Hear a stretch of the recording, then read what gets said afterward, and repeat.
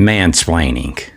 It's defined as when a man comments on something in a condescending, overconfident way, and in a manner that's often inaccurate and oversimplified. Well, because of a recent New York Times article, I'd like to coin a new term: UFO-splaining. An example of this would be when someone says something like, "You do know that most UFO sightings are just drones and balloons."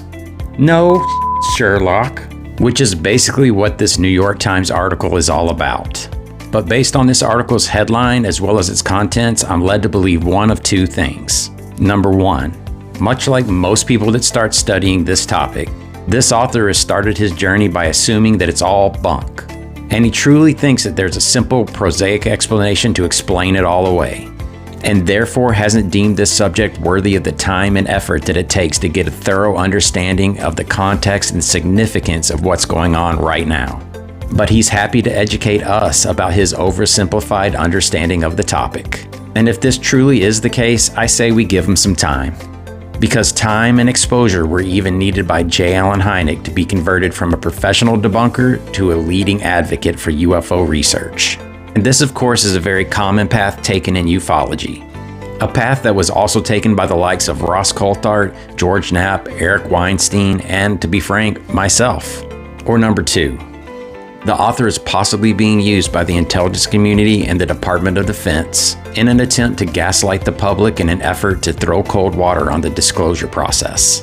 And this is basically the same tactic that was used back in 1969, when Edward Condon was used as a hammer to drive a stake through the heart of Project Blue Book. But as Eric Weinstein has pointed out, national security is not a license to gaslight the public and is totally un-American. And I'd like to point out that this New York Times author played the same card last year, days before the release of the preliminary assessment on UAPs, which quickly had its headline changed to something less cringy shortly after it was published. And keep in mind that the only named source in his article is Pentagon spokesman Susan Goff, who fields all UFO-related questions that are directed at the Pentagon, who wrote a paper in 2003 that was titled "The Evolution of Strategic Influence," a paper in which she states that PSYOPs and public relations are inseparable. By the way, I'm still waiting for a response from her to a question that I asked her 6 months ago. In addition to oversimplification, this New York Times article did have inaccuracies in it as well, including a description of the FLIR 1 video that had to be retracted within hours of it being published. Because when he described the encounter, he described something that was completely different.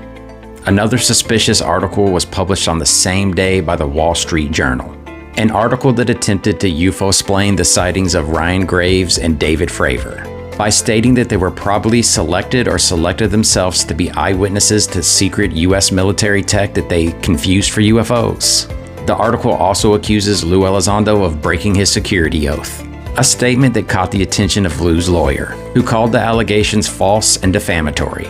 So is this obfuscation at play? Or just plain naivete?